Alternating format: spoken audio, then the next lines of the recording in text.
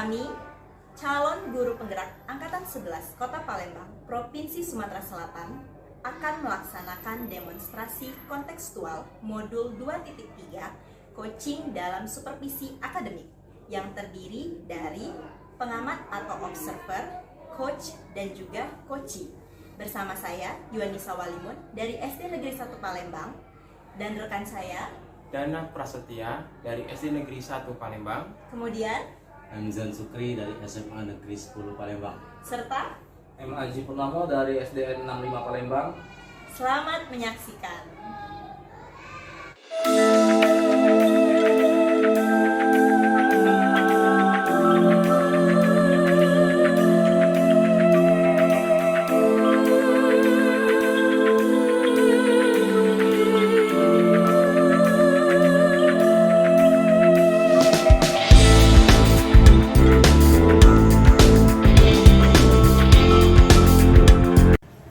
Assalamualaikum warahmatullahi wabarakatuh Pak Haji. Waalaikumsalam warahmatullahi wabarakatuh. Kabarnya Pak Haji pagi hari ini? Alhamdulillah baik Pak Zen.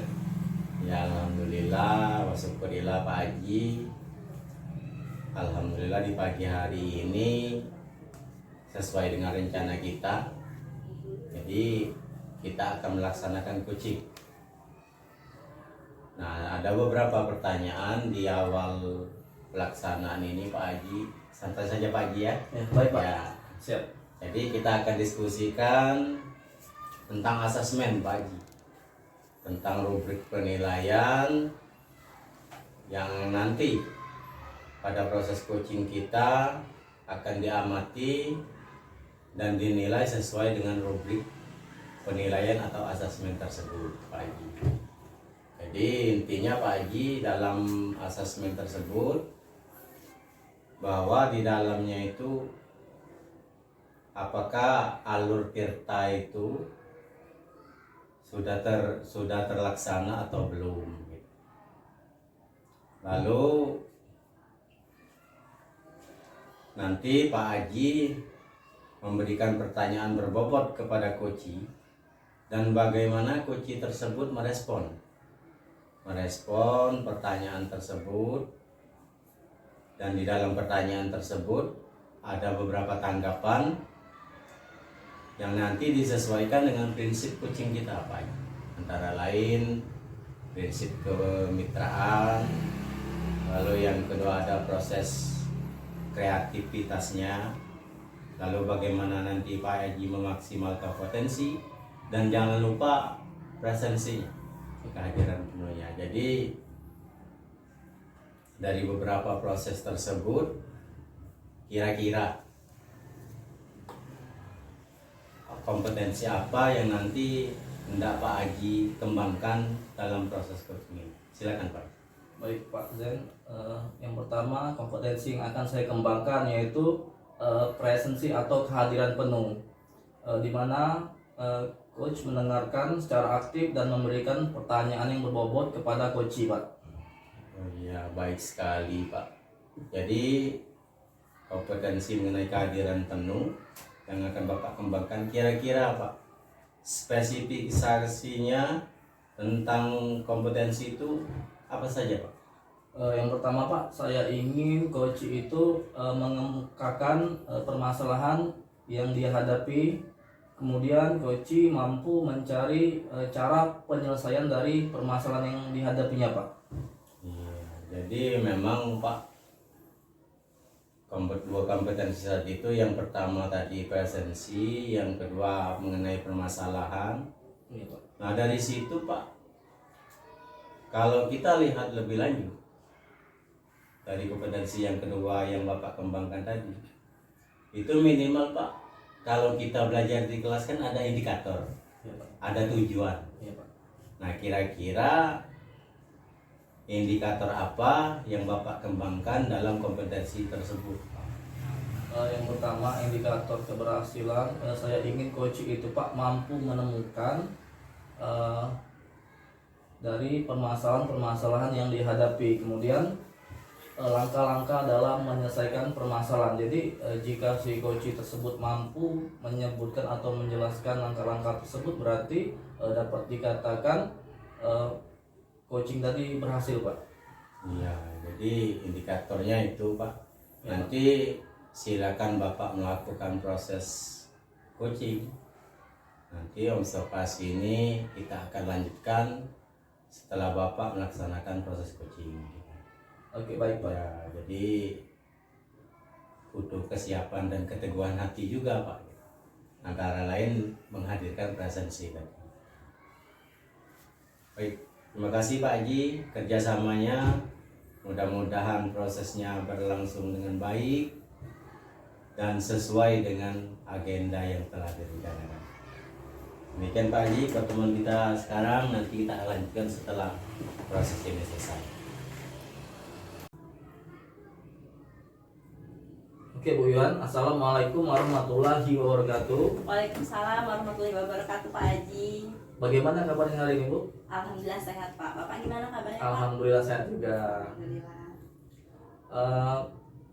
Oke, tapi sepertinya kita nggak banyak Bu dalam obrolan kita pada hari ini. Mungkin sekitar cukup 15 menit atau 20 menit untuk mengobrol-ngobrol. Kemudian kira-kira apa Bu yang ingin disampaikan pada pertemuan kita hari ini? Gini nih Pak, terkait dengan rekan-rekan guru di sekolah. Jadi di sekolah saya itu ya Pak ya, saya perhatikan dari tahun ke tahun tuh kok nggak ada perubahan gitu Pak. Masih saja guru-guru pembelajarnya menggunakan metode konvensional. Padahal kan seperti yang kita tahu ya Pak ya, perkembangan teknologi ini sudah berkembang sangat pesat. Perkembangan teknologi pembelajaran itu pokoknya udah jauh banget Pak. Kalau kita masih mau menggunakan metode konvensional pasti ketinggalan gitu. Nah, yang jadi keresahan saya ini, kok guru-guru tuh rekan-rekan kerja saya tuh kok kayak nggak mau ada perubahan gitu Pak. Mereka tuh nggak ada mau inisiatif pengen berubah, entah itu di metode, model pembelajaran yang digunakan ataupun media gitu. Maksud saya itu kenapa ya nggak ada inisiatif gitu ingin lebih bervariatif seperti itu Pak. Baik Bu, jadi yang saya tangkap dari penjelasan Ibu bahwa rekan-rekan guru di sekolah Ibu kurang menggunakan metode yang bervariatif Bu ya. Iya. Sehingga memang proses pembelajaran kurang berjalan dengan baik. Benar-benar. Kira-kira dari percakapan kita hari ini Bu, apa sih yang ingin Ibu sampaikan atau yang harapan Ibu ke depannya? Saya sih pengennya dari percakapan kita ini saya tuh nemu solusi gitu Pak. Solusi gimana caranya supaya rekan-rekan kerja di sekolah saya itu bisa ada perubahan gitu Pak, terutama terkait melakukan pembelajaran itu sih Pak. Jadi yang Ibu harapkan di sini adalah perubahan. Iya. Nah, kira-kira perubahan seperti apa yang ingin Ibu lihat atau yang ingin Ibu dapatkan? Terutama ini Pak, perubahan dalam penyampaian pembelajaran.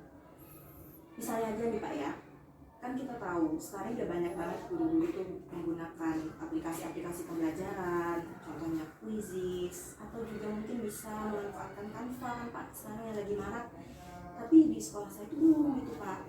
Paling nggak kalau misalnya nggak pakai Canva pun coba deh, maksud saya tuh bikin slide presentasi dari PowerPoint aja gitu loh Pak, ya supaya media pembelajaran lebih bervariatif itu sih Pak, maksud saya dalam hal penyampaian pembelajaran, perubahan yang saya inginkan. Baik, dari penjelasan Ibu Yuhan, kalau yang saya tangkap adalah berarti dari penggunaan metode atau media yang bervariatif itu termasuk ke dalam kondisi yang ideal Bu ya. Iya. Nah, kira-kira Bu untuk saat ini berada di rentang level berapa Bu? Dari 1 sampai 10 guru-guru tersebut menggunakan metode atau media yang kata Ibu tadi kurang bervariatif. Karena di sekolah saya itu banyak guru-guru senior ya Pak ya, jadi mungkin sekarang menurut saya masih di level 5 Pak. Level 5 Bu. Nah, kira-kira dari level 5 itu Ibu ingin tingkatkan ke level berapa Bu? Mungkin paling level 7 ya Pak ya, mengingat di situ banyak guru senior, jadi kalau mau kita mau lanjut ke level 10 juga agak sulit, jadi saya mungkin level 7 aja Pak. Oke, jadi dari level 5 ini yang ingin Ibu tingkatkan ke level 7, kira-kira bisa tidak Bu dari peningkat itu terlihat dari perubahan pembelajaran yang lebih bervariatif di sekolah Ibu? Harusnya bisa sih Pak. Bisa Bu ya. Kemudian Oke, dari level 7 ke level 7 yang ingin Ibu tingkatkan, kira-kira usaha apa nih yang akan Ibu lakukan atau perubahan-perubahan langkah-langkah yang akan Ibu lakukan agar dari level 5 tadi yang Ibu katakan dapat meningkat ke level 7 dari penggunaan media atau metode pembelajaran yang lebih bervariatif. Sebenarnya saya sempat kepikiran ya Pak ya untuk melakukan rencana atau tindakan kayak mentoring gitu Pak. Jadi seperti kayak pendampingan individu saya dengan rekan guru tersebut secara face to face banget Pak, pertemuan gitu, tapi bergantian. Misalkan hari ini guru A, kemudian besoknya guru B. Seperti itu sih Pak yang baru kepikiran. Oke, Ibu menyampaikan bahwa langkah-langkah yang pertama itu merencanakan mentoring, Bu ya. Iya, iya. Nah, kira-kira ada tidak Bu strategi yang pernah Ibu lakukan atau yang Ibu terapkan? Nah, kemudian apakah rekan-rekan Ibu merasa nyaman dengan strategi itu yang Ibu sudah terapkan? Kalau yang saya lihat ya Pak ya sejauh ini, alhamdulillah rekan-rekan itu nyaman Pak, karena kan kita sifatnya itu pendekatan individu Pak, jadi pendampingan secara face to face. Jadi yang saya lihat mereka itu rekan guru, terutama rekan guru senior kan mereka itu lebih mungkin lebih merasa dekat gitu Pak kalau kita menggunakan metode pendampingan individu. Jadi ya penilaian saya ya Pak pribadi mereka nyaman sejauh ini Pak. Berarti dari apa yang sudah Ibu jelaskan tadi, Ibu akan melakukan perencanaan dengan mentoring pendampingan terhadap rekan-rekan guru ya Bu ya? Iya, iya. Nah, kira-kira Bu Ion mereka itu saat ini lebih nyaman di posisi yang mana Bu? Dari apa yang sudah Ibu realisasikan tadi, apakah dari mentoring, workshop? Sebenarnya sih nyaman semua ya Pak, tapi kalau dipilih-pilih lagi, kalau saya lihat itu lebih ke yang mentoring Pak. Kalau workshop itu kan fokusnya itu ya namanya workshop ya Pak ya, rame orangnya kan. Kalau mentoring itu lebih fokus ke orang tersebut, jadi dia lebih enak juga kalau mau tanya-tanya langsung gitu sih Pak. Biar face to face Bu ya, secara langsung. Iya. Oke Bu. Jadi kira-kira Bu dari mentoring tadi bagaimana langkah-langkah Ibu melakukan kolaborasi Bu atau mengumpulkan rekan-rekan Ibu untuk bekerja sama dalam melaksanakan rencana-rencana yang sudah Ibu buat? Sejauh ini yang saya pikirkan ya Pak ya, jadi yang pertamanya mungkin saya harus koordinasi dulu Pak dengan kepala sekolah, pertama ya Pak minta izin dulu, kemudian nanti kalau sudah dikoordinasikan baru kita eksekusi Pak. Jadi langsung kita minta saran dulu gitu Pak sama kepala sekolah, konsultasi, nanti setelah ada masukan kan apa-apanya baru lalu kita eksekusi, kita lakukan kegiatan itu. Bisa mungkin Pak dalam bentuk kayak kombel kali ya Pak ya, untuk belajar, walaupun dalam bentuk kali ini masih face to face gitu, pendampingan individu. Oke baik Bu.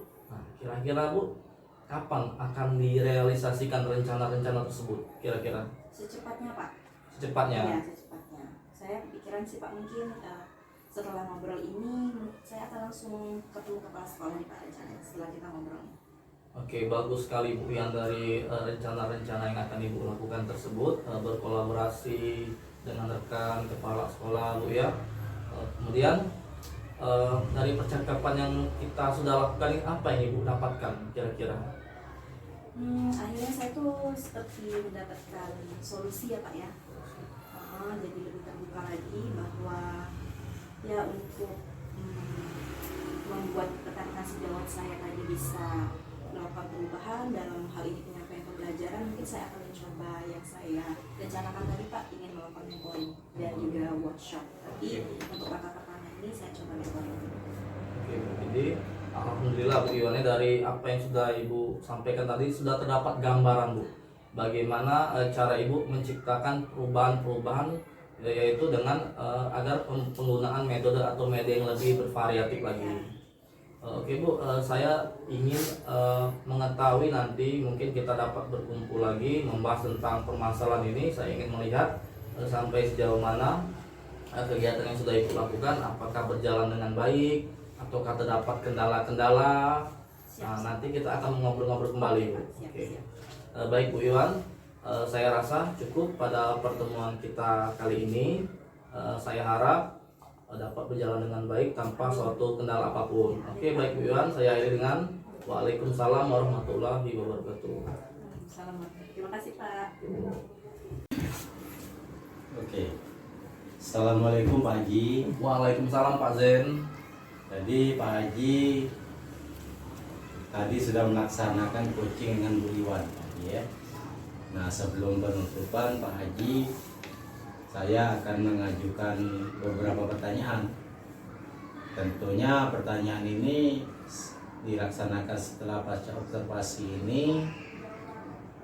Yang pertama Pak Haji, apa saja yang Bapak lakukan pada saat melakukan coaching dengan Bu Iwan tadi?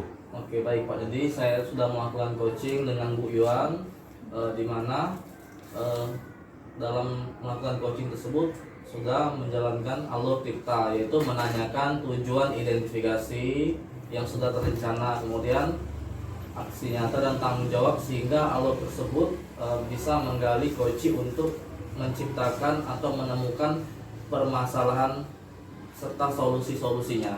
Ya baik Pak Haji, jadi menurut saya Pak Haji ini sebagai observer yang berlebih tadi dalam proses coaching dengan Bu Iwan tadi, Pak Haji, artinya sudah berjalan dengan baik sesuai dengan alur TIPTA, dan juga Bapak tadi sudah menggali beberapa potensi dengan berbagai pertanyaan dengan Bu Iwan, sehingga intinya Bu Iwan tadi bisa menemukan sendiri solusi atau jawabannya. Jadi sebelum kita tutup Pak Haji, kompetensi apa lagi yang kira-kira bisa Bapak kembangkan untuk melakukan proses coaching pada sesi berikutnya? Oke baik Pak, jadi kompetensi yang ingin saya lakukan atau saya kembangkan lagi yaitu memahami lagi tentang proses coaching, sehingga nantinya agar coaching tersebut dapat berjalan lebih baik lagi Pak ke depannya.